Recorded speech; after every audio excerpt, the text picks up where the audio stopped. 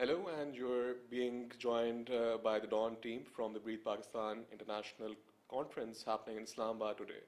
And this conference has been organized to bring together intellectual voices, regional activists, innovators, entrepreneurs, and government to a single platform to talk about how to build a climate resilient Pakistan and also broadening our approach to dealing with climate change at the regional level.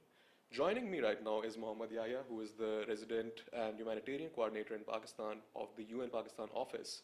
And he just delivered a keynote. So we're just going to jump into his views on what are the key climate governance and key climate finance gaps in Pakistan right now.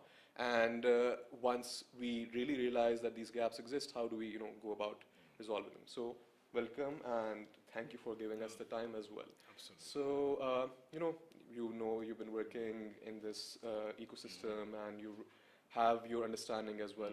But what is the UN's understanding that where does Pakistan lag when it comes to policy making?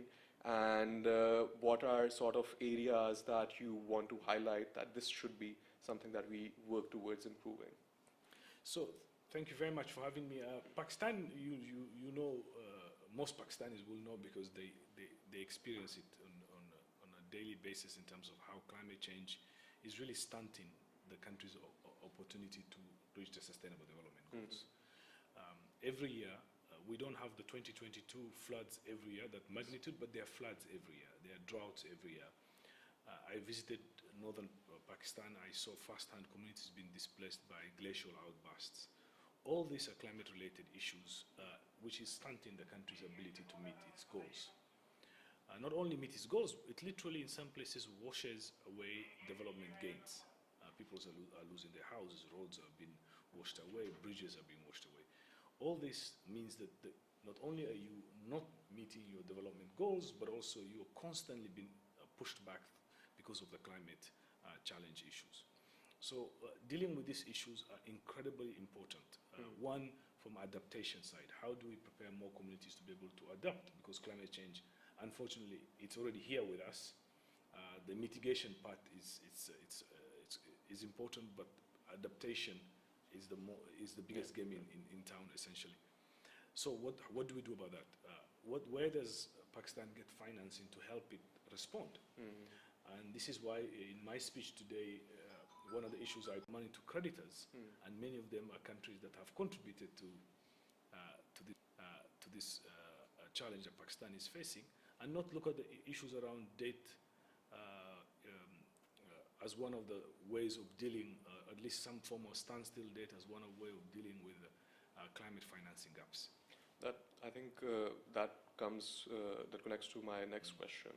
The UN Pakistan office has a bunch of, I think, more than a dozen UN agencies with offices over here. Then the larger, for example, WHO EMRO region is looking at air pollution and all of that. As a international organization, what are the key priority areas that you're looking to work with? And I know that Living in this initiative is, for example, is a flagship. Yeah. So I do want you to comment on it, that what are the next 10 years priorities for the UN Pakistan team? And do you think that, as you've highlighted, finance, nature for debt swaps, debt standstill, will these be enough? Or do you think that we need like locally led action at this point as well? A lot of private sector action. It's a combination of all. One is resourcing.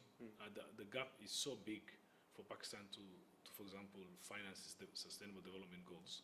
This is a rare leadership that we see on the private sector side. So this is why we are also happy to have a lot of private sector captains of industry as part of this initiative. Because, to be frank, most of the polluters are on the industrial side. Yes. Yeah. So having them wanting to reduce their emission, wanting to contribute to the problems that many of them may cause in terms of water pollution and other things is an important start. But as the Minister Iqbal in his speech said, that conferences cannot be an end, it has to be a start of something transformational. And we at the UN are committed to working with Dawn and others to see what practical implementation opportunities arise from this conference and how we can hold each other accountable moving forward. Sounds great. I think that definitely, there's this famous quote, I forget who said, is basically that development is not an end.